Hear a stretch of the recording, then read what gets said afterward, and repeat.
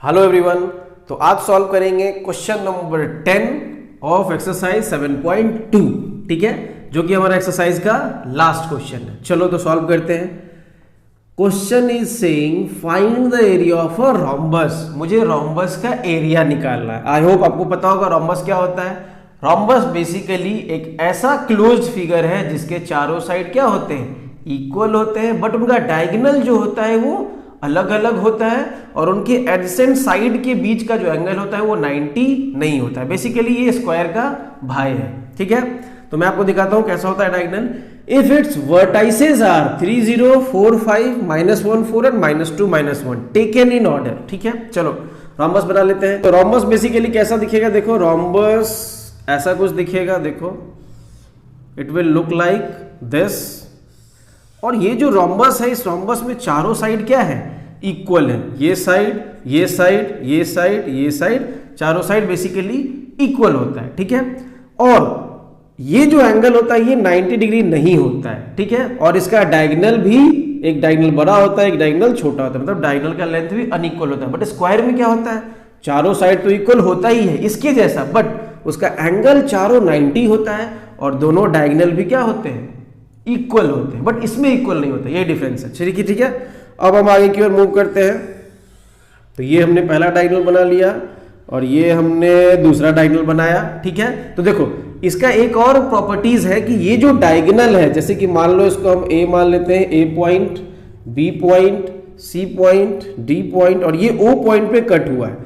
तो ये जो कट हुआ है डायगोनल, ये बेसिकली बाइसेक्ट हुआ है। बाइसेक्ट का मतलब क्या हुआ कि ये ओडी जो है ये ओबी के इक्वल होगा और ये जो ओए है ये ओसी के इक्वल होगा। Got it. तो ये मैंने प्रॉपर्टीज बताया। चलो अब हमें क्या कह रहा है, एरिया ऑफ रोम्बस निकालना है। तो एरिया ऑफ रोम्बस क्या होता है बताओ। एरिया ऑफ रोम्बस अगर आपको पता हो, ठीक है, तो बहुत इजी है।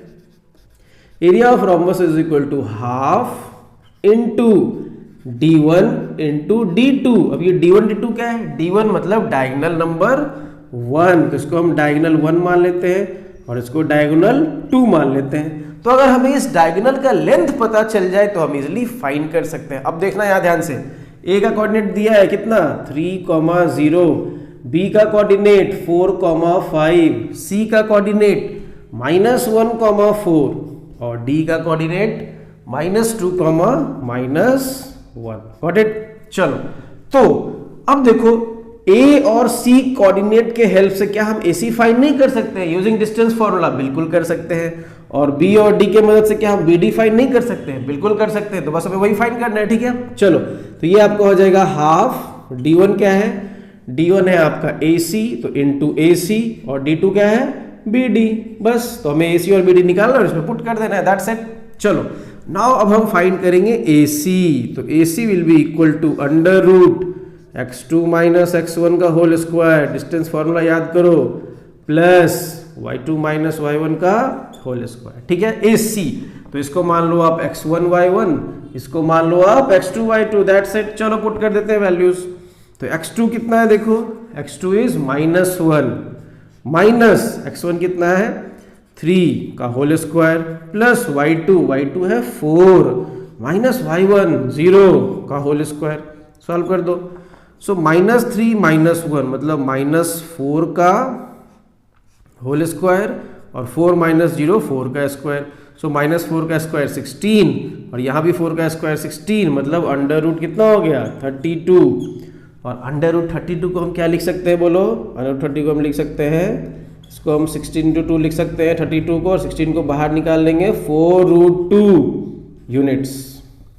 ठीक है, चलो तो यहां पे हमने AC निकाल लिया। अब किसकी बारी है, BD की बारी है। तो हम BD निकाल लेते हैं।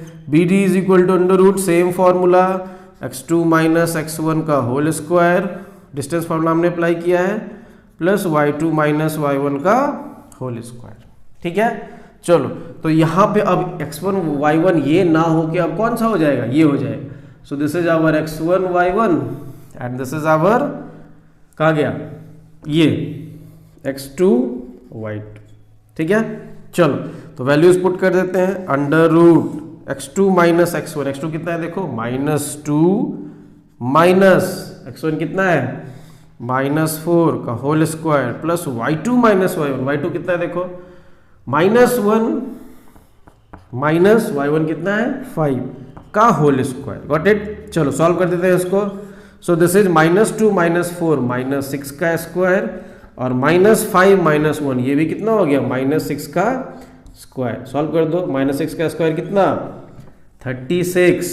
ओके और यहाँ भी -6 का स्क्वायर 36 इंटू 36 कितना √72। √72 को क्या लिख सकते हैं 36 इंटू 2 लिख सकते हैं और 36 को बाहर निकालेंगे तो क्या हो जाएगा 6√2 यूनिट्स। Got it. अब हम इस दोनों वैल्यू को यहाँ पे पुट कर देंगे। चलो आज हम पुट कर देते हैं। तो देखो यहाँ पे क्या है half into AC into BD। मैं यहाँ पे एक लाइन डिलीट कर रहा हूँ, ठीक है, आप देखना half into AC into BD, ठीक है। तो हाफ इंटू AC कितना आया देखो AC आया हमारा 4√2 तो ये लो 4√2 इंटू BD कितना है 6√2 तो ये लो 6√2, ठीक है। अब देखो अब हम 2 को इस 4 से कैंसिल कर देते हैं तो ये आपका क्या हो गया 2√2 इंटू 6√2 तो देखो 6 2 ज़ा 12 इंटू √2 इंटू √2 तो ये 2 हो जाएगा एंड 12 2 ज़ा 24। अब ये चूंकि एरिया है तो एरिया का यूनिट क्या होगा स्क्वायर यूनिट्स। 24 स्क्वायर यूनिट्स जो हुआ ये हमारा आंसर हो गया। I hope it is clear, ठीक है।